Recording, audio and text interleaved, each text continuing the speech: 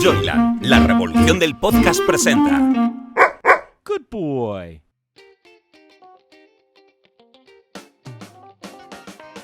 Después de trabajar muchos años en el mundo editorial, Carmen Fernández de Blas nos revela en su podcast ¿Quiero un libro tuyo? Anécdotas, secretos, historias curiosas o divertidas que se esconden tras la publicación de un libro. Pero, sobre todo, personas, seres humanos más que autores, que merece la pena conocer y que nos presenta en cada episodio. Hola, soy Carmen Fernández de Blas y esto es Quiero un libro tuyo. Hoy tengo conmigo una persona muy especial que para mí tiene un gran mérito y es que lleva 30 años o casi 30 años viviendo y trabajando en el mundo del libro. El éxito le llegó muy pronto, muy joven.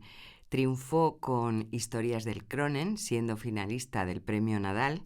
Se convirtió en una de las novelas más vendidas de ese año y sucesivos. Incluso se hizo una película de la novela y a él le dieron un Goya por ser guionista de la misma. Joven, triunfador, ¿y luego qué? Esa es la historia que yo quiero que nos cuente hoy José Ángel Mañas. Pero sí tengo que decir una cosa. Además de ese luego qué, tiene el mérito de que hoy lleva más de 30 novelas, sigue dedicándose a lo que le gusta y sigue con el mismo espíritu juvenil de esos Cronen que fueron la revelación de la juventud de los 90. ¿Cómo estás, José Ángel Mañas? Muy bien, buenos días, Carmen. Pues nada, aquí encantado de participar en este podcast, esta serie de podcast tuyos. Pues te lo agradezco porque creo que tú eres el ejemplo de cómo triunfar, pero sobre todo cómo permanecer. ¿Qué ha sido más difícil para ti, triunfar o permanecer? Con mucha diferencia, permanecer, ¿no? Triunfar, claro, no. Yo no me di cuenta de que triunfaba. Yo, claro, hice una cosa muy sencilla, es decir, metí un manuscrito en un sobre y lo envié a un premio muy prestigioso, evidentemente, que es el Premio Nadal. Pero claro, no sabía, o sea, no cuando quedé finalista de ese premio, pues no tenía idea del mundo en el que me iba a entrar, ¿no? Y claro, digamos que me salté todo el escalafón y entré con una cacharrería, con un elefante, una cacharrería, ¿no? Y es, francamente, o sea, es una historia muy de esas cosas que no ocurren normalmente y que te distorsionan el sentido de la realidad. O sea, evidentemente el mundo editorial funciona de otra manera, pero sí que es cierto que aquello fue muy peculiar, la manera en la que llegó ese premio. Sí, pero es esa magia que tienen los libros que nunca sabes lo que va a pasar. En tu caso fue el éxito muy temprano y muy inesperado y de repente te viste en la cresta de la ola y metido en un mundo que absolutamente desconocías. Totalmente, ¿no? Y aquí voy a contar la historia de ese premio porque es bonito, ¿no? O sea, evidentemente yo, como cualquier persona que escribe, lo primero que es un tremendo lector. Entonces, bueno, yo soy, en mi caso siempre he sido muy lector de novela. Era muy obsesivo, muy monotemático, a mí lo sigo siendo, ¿no? Y pues como todo el mundo que empieza a escribir novelas, pues empiezas con relatos, ¿no? Con textos breves. Y hay que decir que en mi caso esos textos pues no me interesaban en sí, eran como una especie de escalones, pues que yo sentía que tenía que ir subiendo hasta alcanzar algún día aquella cima que entonces me parecía inalcanzable, que era la novela, ¿no? Entonces iba haciendo pues cada vez más largos, de 5, de 10, de 15, de 20 páginas, y como soy muy testarudo, me obceco mucho cuando las cosas me gustan, pues digamos que a fuerza de empeño acabé logrando llegar a esa novela. Y esto fue en verano del 92, que yo había terminado ese texto, que a mí me parecía bonito, creía que valía algo y pues no sabía muy bien qué hacer con ello, ¿no? Entonces yo me dediqué el resto de ese año 92 y el primer semestre del 93 pues a corregir ese texto, y así como septiembre del 93 pues ya lo tenía encima de la mesa. En aquella época lo había pasado primero a máquina, que todavía trabajábamos con la máquina a escribir, luego lo había pasado a ordenador, lo tenía encima de la mesa y yo no sabía qué hacer con ello, ¿no? Me gustaba, me parecía pero claro, ¿qué haces? ¿Qué pasos tienes que dar para acceder al mundo de la edición, ¿no? Y ahí pues lo único que tenía era una amiga que hoy es poeta, que es hija de un escritor profesional, Y bueno, éramos compañeros de facultad y bueno, le dije, mira, Ana, he escrito esta novela, me gustaría ver si te se lo puedes enseñar a tu padre, pues a ver que me dé su opinión de lo que vale, lo que parece, ¿no? Entonces es gracioso porque, bueno, yo se lo di y ella se lo dio para estudios en verano. Y no me decía nada, ¿no? Y en un momento dado, pues yo le pregunto a Ana, ¿te acuerdas aquel texto que te enseñé y tal? ¿Se lo enseñaste? Y digo, sí, no te lo quería decir, pero sí, se lo enseñé. ¿Y qué? ¿Le gustó? Que es la cosa que hay que preguntarle. Dice, no le gustó nada. Y digo, bueno, vale.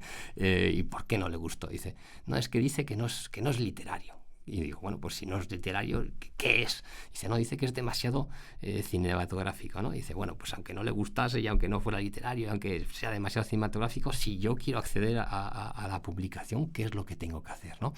Y entonces ella se lo preguntó y este hombre, vía su hija, pues me aconsejó que me comprara la revista Leer, la revista que leer, o sea que en aquella época era una revista, pues no sé si más seria o más, bueno, no sé, le tengo más apego porque era más clásica, y en esa revista aparecían, se publicitaban pues premios literarios, ¿no? Sí, y en el número aquel de septiembre, pues yo le hice caso y ahí aparecía el premio Nadal. Entonces, bueno, es verdad que claro, me impresionaba un poco, pero bueno, correspondía a las páginas con lo que yo había escrito. Y hacía falta, es verdad, que había una fecha el plazo de entrega cumplía, pues no recuerdo, cuando lo estuve leyendo, pues a lo mejor era 2 días después, algo así, ¿no? Y ahí correspondió que mi padre viajaba a Barcelona, por motivos laborales suyos, y recuerdo que yo le di mi manuscrito, ¿no? Y fui ahí con mi revista a leer y con el premio Nadal, y claro, lo miró y me dijo, pero ¿qué es esto? Bueno, él me había oído teclear por ahí, sabía que escribía, pero no sabía muy bien qué. Y entonces yo dije, pues mira, el premio Nadal, que quiero presentar este manuscrito, y él me dijo, pero José, ¿cómo? Y yo digo, ¿qué? Pues dice que no. Y digo, ¿cómo que no? Pues coño, que el premio Nadal, que Carmen Laforet, que Miguel Delibes, que algo que no. Y yo ya me empeñé y digo, por favor, papá, que me gustaría, quiero concursar y tal. Y entonces, efectivamente, él... es verdad que es curioso, que también siempre cuenta después que en aquel puente aéreo con Barcelona estaba leyendo... Empezó a leer la novela que no sabía de qué iba y que según iba avanzando pues iba resoplando, ¿no? Porque es una novela, ¿sabes?, muy cruda, que empieza mejor ir al Cronen, que está hasta el culo de gente, como mejor ir al Cronen los sábados por la tarde porque está hasta el culo de gente, no hay ni una puta mesa libre y hace un calor insoportable, etcétera. Y muy, muy osca, con unas escenas luego sexuales muy, muy, muy crudas y tal. Y mi padre iba resoplando. Y como iba resoplando, dice que tenía al lado una mujer que según se movía él, se desplazaba un poquito hacia derecha, pues empezaba a echar un ojo. Y ya que él le daba apuro, lo cerraba. Y siempre dice que estuvo a punto de tirarlo a la primera papelera que encontró en el Prat, pero finalmente no lo hizo, cumplió, entregó en unas librerías que tenía destino a aquella época, que no estaba todavía en Planeta, eran librerías, era una editorial independiente con unas librerías muy, muy bonitas. O sea, y había una en Barcelona, pero había una, por ejemplo, en la Plaza de Paterías, enfrente del Prado. Y bueno, y el caso es que lo entregó y que sucedió lo increíble, que además fue el 6 de enero, que se falla el Nadal. Es verdad que a mí no me había llamado nadie, no me llamó nadie para la fiesta, pero al día siguiente mi padre vio en la televisión que yo aquí había quedado finalista del premio. Entonces se quedó como muy sorprendido, me llamó y me dice, José, digo, ¿qué? Dice, bueno, que he visto en la televisión que acabas de quedar finalista del premio Nadal, pero a ti no te ha llamado nadie, ¿no? Y digo, no. Dice, pues debe ser un error. Entonces, qué bueno. No sé, claro, nos parecía todo muy extraño, ¿no?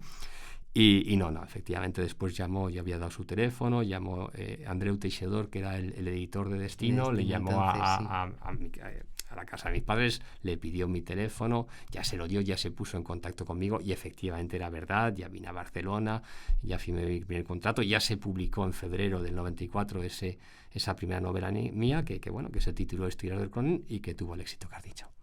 No, es una historia maravillosa porque esas cosas pasan muy poco, ¿eh? Y más ahora, desde luego yo creo que es muy difícil, pero tu historia es preciosa y sobre todo, además también yo quiero romper una lanza por el editor que se atrevió y que no consideró que era muy literario, porque es verdad que la gracia que tenía tu novela es que era un retrato de una sociedad de un momento que era ese, y era crudo, y revelaba pues una juventud, un sitio, una época, y ese fue un poco tu etiqueta, y eso fue lo que captó al público, porque al final yo creo que con premio o sin premio lo que llegó es la novela, y la novela tuvo, no recuerdo, pero unas ventas enormes, y luego la película, y entonces tú te viste de repente primera novela y en la cresta de la ola. Sí, fue una novela que a los pocos meses había vendido, 3-4 veces 40.000 ejemplares, que funcionó como un tiro desde el principio de una manera, creo que muy sorprendente para todo el mundo, y cuya principal cualidad, como has dicho, ¿no? Que recrea muy bien una realidad, iba a decir verbal por una parte, porque está narrada en primera persona, recrea muy bien el lenguaje que utilizaba la gente 20 años entonces, y recrea muy bien el mundo en el que se movía, ¿no? Un mundo de noche, un mundo de bares, un mundo un poco, de sexo, drogas y rock and roll, si se quiere. Es verano, hay que decir. Y bueno, pues impactó mucho, pues por la crudeza de la voz, y por la verosimilitud, ¿no? y la exactitud con la que se recreaba ese mundo, y se parece mucho pues al impacto que pudo tener Nada de Carmen Laforet, ¿no? Quizás Nada era más, efectivamente, más salvando las distancias, pues más literaria, ella tenía otra voz, ella tenía era más poética, ¿no? Más arranca con una cita de Juan Ramón Jiménez, si no recuerdo mal.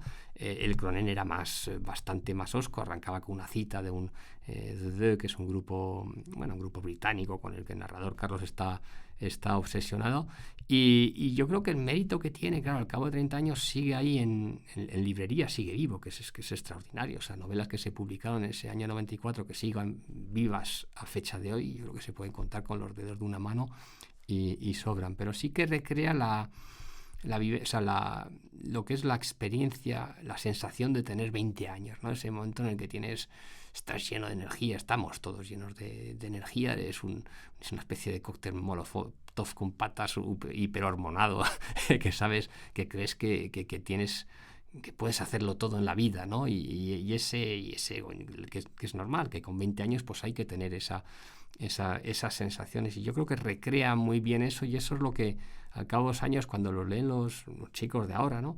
Que a mí siempre me sorprende que estén en los colegios como lectura obligada en algunos sitios y tal. Es como un compendio, sobre todo porque cuando en su momento fue como revolucionario y transgresor. Es un compendio de todo que no deberá hacer.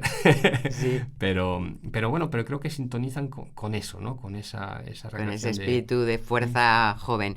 Y a todo esto, ¿tú de dónde venías? Quiero decir, ¿que habías estudiado o que tu padre se quedó extrañado porque tú qué hacías? Pues mira, yo había acabado haciendo una licenciatura de historia, que va a ser divertido porque, claro, yo llegué yo era bastante buen estudiante, llegué entonces a la selectividad, y claro, ese año fue maravilloso porque yo me di cuenta, yo tenía una muy buena media, y historia era una de estas carreras que necesitaba una media más baja para entrar, ¿no? Entonces a mí me dijeron en ese último año, el COU, que se llama entonces, básicamente el mensaje fue, dice, usted puede estudiar o no estudiar, pero va a conseguir lo que usted quiere, con lo cual yo decidí no estudiar. Hiciste lo fácil. Me lo pasé muy bien, y luego acabé en historia, y tuve un recorrido muy, muy peculiar, que hice un primer año en Madrid, un segundo año en la Universidad de Sussex, donde estudié pues cosas tan peculiares como la revuelta de los Lollars, y luego el otro año me fui nadie quería ir, no sé por qué, el segundo año en Grenoble no había suficiente gente, me permitió un segundo año de Erasmus, y ahí estudié pues cosas como la historia del cine francés en los años 60 o psicohistoria, que no tiene nada que ver con Asimov, sino que tiene que ver el psicoanálisis aplicado a los movimientos de masa, cosas muy, muy variopintas. Y entonces llegué a Madrid, y como tenía una cierta facilidad para el estudio, pues yo terminé cuarto y quinto juntos el mismo año, y de alguna manera pues había pactado con mi padre ese año que yo entendía como que me habían ganado. Digo, bueno, iba a intentar dedicarme a escribir. Y a los 6 meses sucedió todo esto del premio Nadal, con lo cual mi vida, es verdad que yo no mencionaba el tema de licenciado de historia, pues es que pensaba que no tenía ninguna me desarrollé como escritor en el mundo de literatura, pero bueno, hete aquí, que al cabo de los años, pues como digo, aquellas lecturas, académicas que hice, etcétera, pues algo me di cuenta de que moldeaban más mi visión del mundo y de la novela de lo que pensaba. Y al final, pues que te convertiste en escritor casi por casualidad, pero aquí Totalmente. sigues casi 30 años después. O sea que eso es para mí el gran mérito, porque yo viví de cerca. Bueno, tú después publicaste Mensaca y que también tuvo bastante éxito porque estaba en la línea del Cronen, si yo no recuerdo mal. Y yo luego te conocí porque te publiqué una novela que se llama Soy un escritor frustrado. Que me gusta mucho. Que yo estaba Soy muy fan entonces de- en Espasa. Sí. Y que a mí me pareció una novela muy divertida. interesante y muy divertida, porque ahí narras tú, de alguna manera, tu chasco, tu sorpresa, cuando entras en el mundo editorial. Muy ágil, sí, esa novela le sigo teniendo mucho cariño, a mí me gusta. A mí me encantó, porque parece que tiene muy además mala leche. es la frescura, sí, pero es la Fresca, sí. frescura, yo que conozco Sí. ya el mundo editorial, claro, obviamente, entonces lleva menos tiempo, pero es la frescura de alguien como mira con sorpresa y a Sí. veces con ironía y a veces con crítica del mundo editorial. Te pusieron bastante verde. Sí, no, y hubo mucha gente que pensó que era la respuesta. Es verdad que Cronen era tan rompedora, tan provocativa, que con el tiempo es lo que más me gusta de Cronen, ¿no? O sea, ese primer párrafo, decir, me jodía el Cronen, Sí. los sábados por la tarde porque está hasta el culo de gente, no hay ni una puta mesa libre y hace un calor insoportable, etcétera. Es empezar con un me jodes, es un, digamos que no pides permiso para entrar, ¿no? Entras como con la arrogancia de los 20 años y pegando una patada en la puerta y con mucha... Y a mí esa valentía que tenía esa primera novela... No, la sigues. Me gustó. Y luego la gente pensó que evidentemente, y ahí me tuve que... hubo muchas, tengo algunas cuantas... En un momento yo creo que fui como el escritor más vilipendiado de esa época. Luego yo creo que Lucía Echevarría me sí, superó, te quitó el puesto. Me quitó con Sí. creces. Creo que bueno, me ha superado, pero Sí. muchísimo. Pero sí que es cierto que teniendo muchas reseñas muy negativas y yo creo que suscitó también muchos celos y muchos Sí, recelos. sí. Es que es normal, es verdad, como digo, yo entré, me salto el escalafón, aparezco, además, yo no entendía, yo no contestaba a la gente, yo estaba en mi casa, es que no entendía cómo se jugaba este juego. Pero sí que es cierto que dentro de eso tuve los apoyos necesarios. Hubo pocos, pero joder, que eran pues Baco Umbral, Raúl del Pozo, Vázquez Montalbán, es que con esos, y Rafa Conte, o sea, con esos 4 me basta y me sobra. Claro, yo tampoco me daba cuenta, me di cuenta más tarde de que la gente, o sea, gente con mucho nivel había apreciado una calidad literaria que de su manera hosca y cruda y como tienen que ser las primeras novelas, pues algo tenía esa primera novela, con lo cual sí que tuve ese respaldo de la gente suficiente. Pero bueno, sí que es cierto que esa sensación de todo lo demás hacía como mucho ruido y la gente pensó que el escritor frustrado era como una respuesta a esto. Y no lo era. De hecho, es que hay una primera versión de esa novela que es previa, o sea... es incluso, no te voy a decir, o sea, estaba más o menos cuando estaba con Cronen, yo creo que ya estaba con ella, o sea, que decir, y que es lo curioso, que bueno, la gente, ya digo esta cosa, luego hay quien no se lo cree y tal, pero, o sea, yo me estaba imaginando el mundo el que no conocía. Y realmente luego cuando entré, pues me encontré con que tampoco no era tan diferente como yo lo había imaginado, ¿no? Y ahí el ejemplo que me gusta poner es el de El rojo emblema del valor. ¿Te acuerdas de esta novela de Stephen Crane? Que él escribe sobre la guerra y no ha ido a la guerra todavía. Y luego va a la guerra y dijo, bueno, pues la guerra se parecía mucho a lo que se había imaginado, ¿no? Porque muchas veces son como se imagina que tienen que ser. Entonces tenía esta componente, que luego lo rematé ya estando dentro, con lo cual es verdad que... Sí, ya habías tomado notas. Efectivamente, ¿no? Ya habías tomado notas de cosas porque había gente que se buscaba y Sí. pensaba que era tal o cual personaje. Sí, en el ¿cómo se mundillo llama? editorial tuvo mucho impacto. Claro, como se llama, el personaje se llamaba J, ¿no? Pues como K de Kafka, pues J, me parece, no sé, se quedó y hubo gente que se refería, pensó que se refería a un crítico en concreto, que además es un buen reseñista, y creo que incluso llamó a mí, me dijeron en algún momento, no sé si me dijiste tú, que pudo llamar a la editorial. Bueno, fue muy divertido. Para ti menos, pero en un momento dado yo creo que demostró, uno, la capacidad que tienes de hacer un retrato de la sociedad, que a mí creo que esa es una de tus grandes habilidades, porque no es tan fácil, y también la capacidad de encajar y la capacidad de atreverte a hacer lo que te apetece, porque luego tú has ido transitando por diferentes géneros. O sea, tú, aunque yo creo que esa habilidad tuya de retratar bares y lugares y personas, me parece que no la tiene otro escritor de tu generación, porque tú captas muy bien eso, captas muy bien ese sentido y desde luego yo creo que si te tuviera que definir ese espíritu de la calle, lo tienes 100%. Sí. Por eso le gustabas a Umbral, a Raúl del Pozo, porque estás un poco en esa línea que a mí personalmente me encanta también. Pero además de esta novela, pues has hecho novela negra y luego te pasas a la novela histórica que leo, porque yo creo que eso no me lo habías dicho tú, que tu paso a la novela histórica se debe en parte al procés, al tema catalán y el 2017 cuando de repente estos señores deciden que eso, Sí, pues sí, que sí. no son españoles. Cuéntame. Pues hay, bueno, entre medias, o sea, como dices, yo arranco muy fuerte con novelas muy callejeras, muy pegadas a la realidad, pues Cronen, Mensaca, El escritor frustrado, Ciudad Rayada.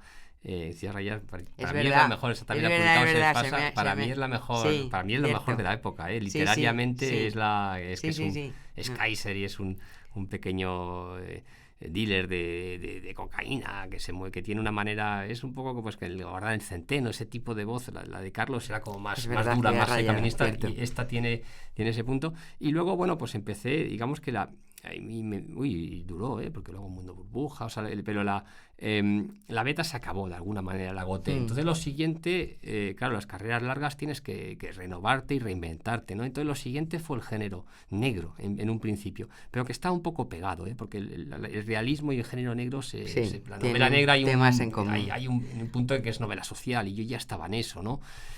Pero bueno, es curioso que arranqué con una pareja de policías, de Pacheco y Duarte, pero ahí me di cuenta que a mí no se me daba bien. O sea, y luego digo, ¿por qué no se me da bien? Y no se me da bien porque son funcionarios. Entonces yo como nunca he trabajado, me jacto de ello. Claro. He trabajado muchas horas en lo mío, pero esto no es trabajar, esto es otra cosa. Sí, no sabes lo del horario ni nada de eso. No he estado en las empresas, no está no sé qué. Entonces estaban todo el rato con los jueces, con no sé qué y con tal. Y me costaba mucho. Y en cambio me di cuenta que lo que es la novela negra, porque hay una diferencia muy clara entre novela policíaca y novela negra, es decir, novela policíaca es novela de policías, novela detectivesca, y novela negra es novela de criminales.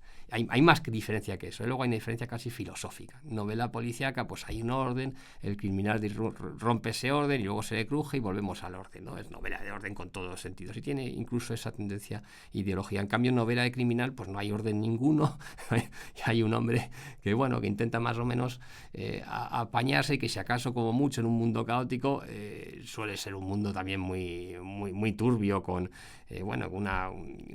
tienes una sensación siempre de anormalidad, tanto en la psicología de los personajes como en el universo, ¿no? Y sobre todo una cosa muy importante, es la óptica del criminal, y el criminal es una persona que suele estar desubicada, está desconectada. Y yo empatizo, yo me siento mucho más cercano y me di cuenta que tenía mucho más facilidad para la novela negra que para la novela policíaca, con lo cual tiré por ese camino. Pero, eso también, hubo una época en la que estuve en eso y también se agotó, por decirlo así. Y luego, como dices, pues llegamos mi época histórica arrancó en el 2016 yo había hecho previamente ya El secreto del oráculo, que era una novela sobre Alejandro Magno y que fue un primer intento, un tanteo. A mí me gusta la novela, está muy bien, pero está publicada en Destino y no, digamos que al final no me dejó insatisfecho porque me di cuenta de una serie de cosas. Lo primero, que el tema de los griegos era muy complicado. Dice, no sabía cuándo hablar, las muchas fuentes en griego, y no sabía cosas de su vida cotidiana, del país, lo desconocía. Geográficamente se me iba todo mucho. Viajé lo que pude, pero hubo cosas en las que, y me di cuenta de que era una complicación. Y me dije a mí mismo, si vuelvo a hacer novela histórica, haré novela histórica sobre temas españoles, la península, y lo cumplí. O sea, digamos que El secreto del oráculo fue una experiencia, fue de allí por donde no quería, me di cuenta de que no quería. Igual que la novela policíaca, me di cuenta que por ahí no era lo mío y que lo mío era más la novela negra, pues en El secreto oráculo me di cuenta de que aquella novela, aquel tipo de novela histórica, claro, es que Alejandro Magno, pues ya imaginas, se va hasta Asia, se va, bueno, todo era muy lejano y no me... Y yo iba a hacer novela histórica española, por decirlo así, en ambientes, en geografías que me fueran más familiares, y lo cumplí. Pero eso fue una cosa que quedó, en su momento la gente se quedó un tanto descolocada, y luego, pero la beta, o sea, el momento en el que yo me meto a fondo es a partir del 2016. Entonces, en el 2016, Pedro J. me pide para español que yo recree el año 36, eran los 80 aniversario de la Guerra Civil, día a día, con lo cual hago, y de alguna manera me vuelvo a retomar me entra otra vez el gusanillo de la historia, y luego llega el proceso. Y el proceso, yo siempre digo, bueno, nos ha pegado a todos un gripazo identitario salvaje. O sea, yo en Madrid nunca había visto, sí, has visto banderas españolas oficiales y tal, pero no banderas de estas colgadas como salieron, o sea, sí. Otro tipo de banderas estas colgando de los balcones. Y bueno, a mí me dio por, bueno, a todos, me dio por la necesidad de entender cuál es el país en el que vivo y de bucear en la historia, ¿no? Para entender lo que es España. Y de ahí nacen un poco mi serie de novelas históricas, donde lo que hago es me detengo en grandes hitos de la historia de España, ¿eh? Igual que el 36 es absolutamente crucial para entender lo que es España. Conquistador de Imposible y Gonzalo Guerrero, pues son dos novelas ambientadas en, pues, todo que ha pasado después de 1492, lo que es América. América es otra, o sea, no se puede entender España sin entender lo que ha sucedido en América, ¿no? Y luego me fui con el hispano, me fui a Numancia. Aquello era, pues bueno, la invasión de la península por los romanos, es otro momento crucial para entender lo que es este país. Y después, y luego está esta trilogía que hemos publicado con la Esfera, en la que ha vuelto a participar. Sí, en la que ya hemos coincidido de nuevo. Y son tres momentos, pues el Pelayo es lo que es el arranque del Reino de Asturias, el arranque, el inicio, la reconquista. Fernán González es, pues, todo lo que sucedió en el entorno de la batalla de Simancas, por una parte, que es una batalla muy importante en el que, de haber vencido los musulmanes, pues habría podido caer el Reino de León. O sea, fue un órdago que lanzó de Ramal III, el constructor de la mezquita, y corresponde también con el momento en el que nace el Condado de Castilla, ¿no? Que va a ser un poco la locomotora de España. Yo quería saber qué factores diferenciales tenía ese territorio para convertirse vamos, va a ser todavía ni siquiera el reino, en ese momento es condado, luego va a ser el reino, pero un reino que llega de manera muy tardía y se va a convertir en la locomotora de España, ¿no? Y por último ya llegamos a Berenguela. Sí, esta última novela que tengo aquí, que me parece súper interesante, porque además tú eres muy de personajes masculinos. Sí. Y hasta ahora tú, o sea, ese tipo de novela histórica, yo siempre digo novela histórica masculina y femenina, porque como personajes y tal, pero me parece interesantísimo, y ha sido un descubrimiento Berenguela, porque yo creo que es una mujer muy potente, que en algún momento yo he leído que la describes como una Terminator, que me parece brutal, y que no teníamos mucha información de ella. Por favor, cuenta. Pues joder, pues bueno, cuéntanos, que lo lean. Sí, pero sí, pero sí vamos a hablar de ella, o sea, del personaje. Pues bien, sí que, igual que antes, hombre, hubo un momento que yo escribí una novela negra que era Todos iremos al paraíso, que era justamente había escrito mucho de maromos y tal, y era una psicópata, una mujer. Y era muy divertido, o sea, me divertí mucho.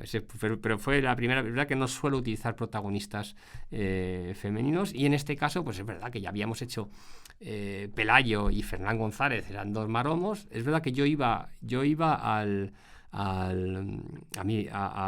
la batalla de Arnábar de Tolosa, que es el momento, ya sabes, que es la victoria definitiva, no definitiva, pero la determinante, ¿vale? Y a partir de ese momento, pues va a caer Córdoba, lo que es un hito, y fue en su momento, había sido la capital del califato, y caen los reinos de Jaén y de Sevilla, y de alguna manera, bueno, Juan Eslava de Galán dice por eso que Fernando el Santo, pues es el rey más importante de España, ¿no? O sea, que sí, es ese momento donde Castilla dobla el territorio, y de alguna manera ya se sabe, el partido ya se sabe que van a ganar los cristianos, y queda el reino de Granada, que bueno, es un poco residual, es decir, es un reino vasallo y es una cuestión de tiempo, que va a acabar cayendo, tarda todavía un par de siglos, pero ya está, el trabajo está hecho, ¿no?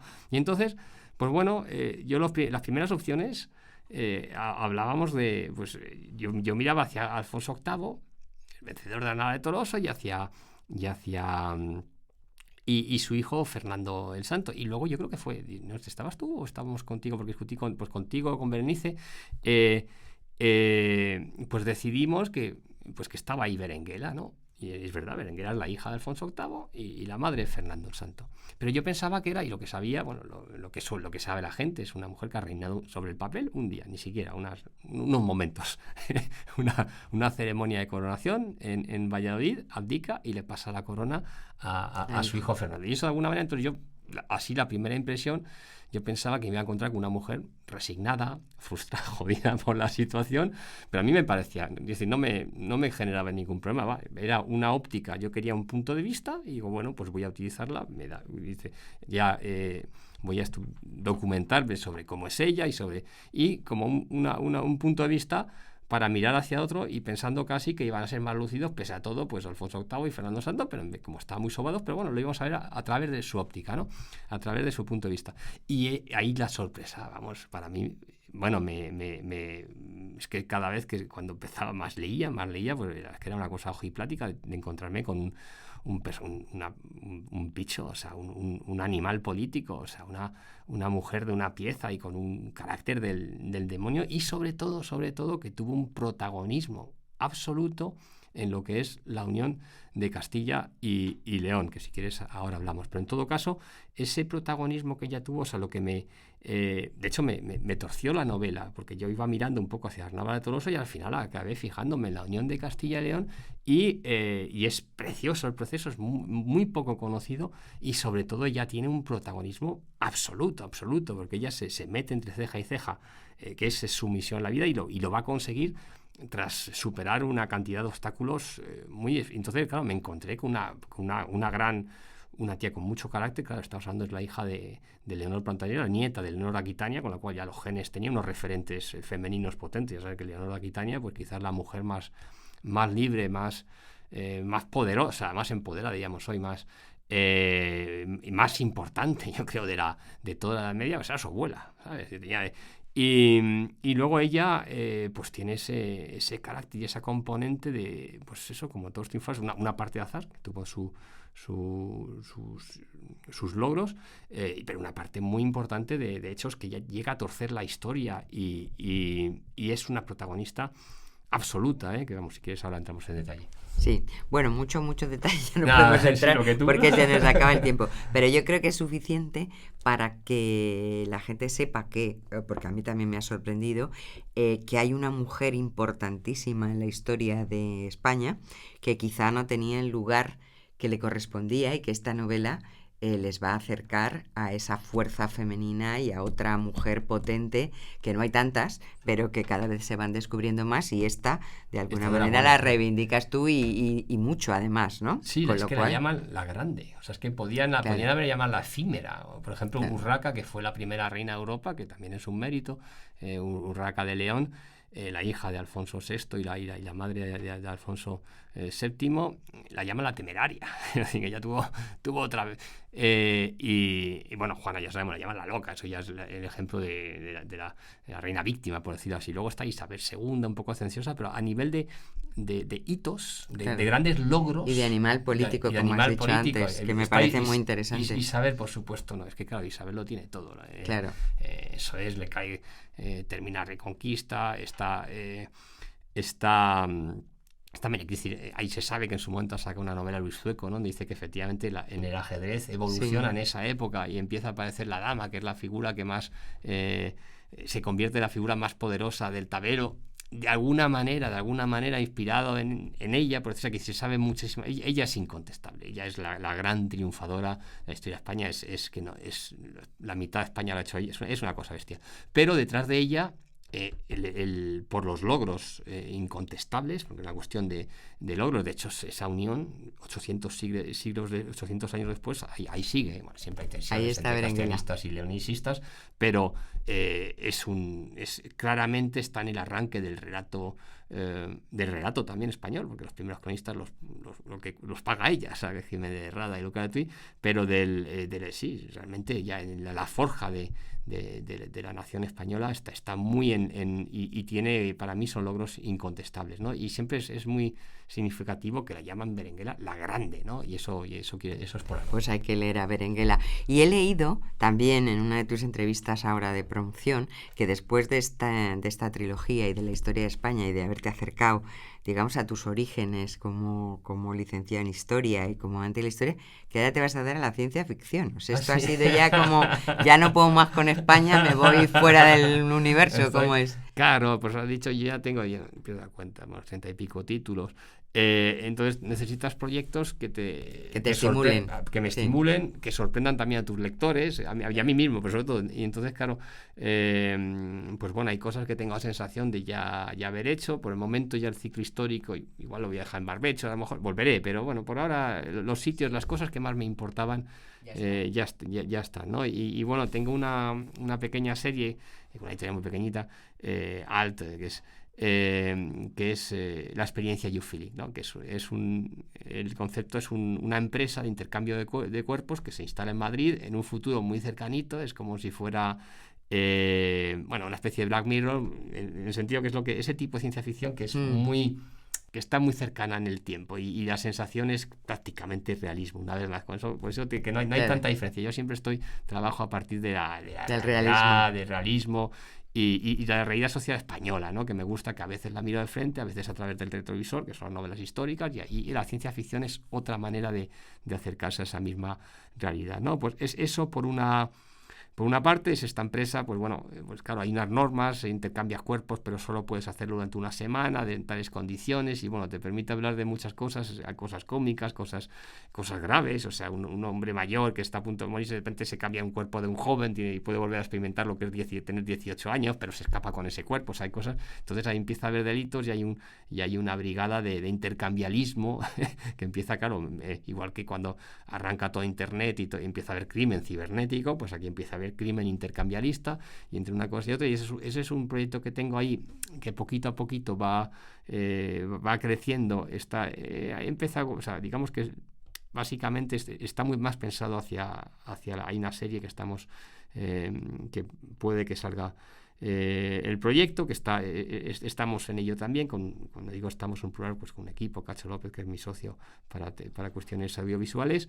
y luego yo pues he hecho un par de ellos en novela corta, pues un poquito para ver cómo funcionaba el asunto, ¿no? Eso por una parte. Y por otra parte, realmente lo que me interesa ahora, el próximo libro, es la web profunda, ¿no? Y todo lo que ha sido el mundo de los criptomercados, los bitcoins, y es un universo que, claro, que estaba ahí mientras yo desde luego no me enteré que estaba funcionando. Y es tienen poco que ver, casi ciencia ficción con respecto a nuestra realidad cotidiana, pero ahí está. Hoy en día cada vez es más realista. Entonces sí que se pega este tema de este asunto de la ciencia ficción. Pues sí, es una nueva dimensión que quiero explorar. Y como digo, yo siempre tengo el referente que tengo en mente es un cineasta, pues como Ridley Scott, ¿no? Que es capaz de hacerte una película de ciencia ficción como Alien o Blade Runner, y luego te puede hacer una de gángsteres en Chicago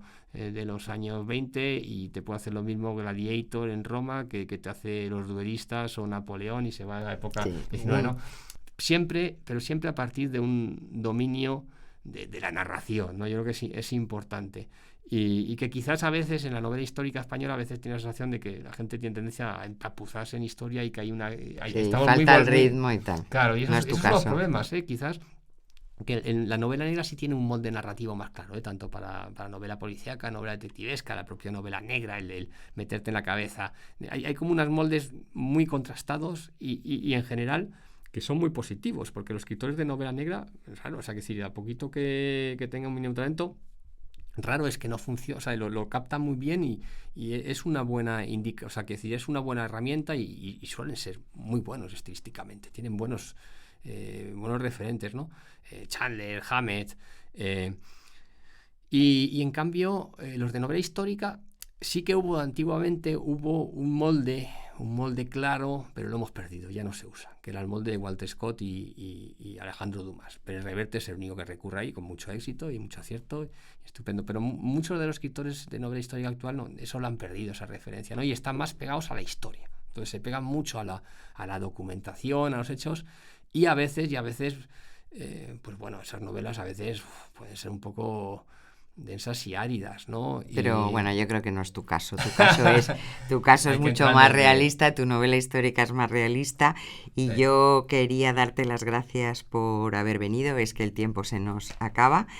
Y también quería darte la enhorabuena y para las personas que escuchen este podcast, porque la historia de José Ángel Mañas no es solo sus novelas, que todas son muy recomendables, sino su trayectoria, su espíritu, su ímpetu. Ya han escuchado, le da igual la novela negra, está de la ciencia ficción, el realismo, siempre con calidad, siempre con entusiasmo, y eso se transmite en sus novelas. Así que gracias por estar aquí de nuevo, y espero que hablemos pronto de otros de tus múltiples proyectos, pues, José Ángel Mañas. Cuando quieras, Carmen, muchísimas gracias por invitarme y hasta siempre. Hasta siempre.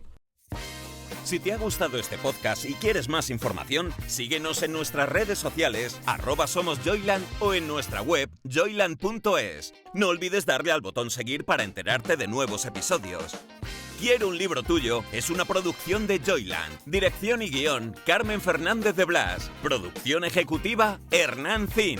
Dirección de producción, Ainhoa Martín. Locutado por Fernando Simón. Diseño de sonido, Alberto Cerro. Diseño gráfico, Julia Cernuda. Edición de vídeo, Lorena Gracia. Dirección comercial, Alberto Rojas. Producción Wowland, Fernando Pastini. Redes sociales, Sergio Corredor. Una idea original de Hernán Zin. Joyland, la revolución del podcast. Una empresa del grupo Wowland.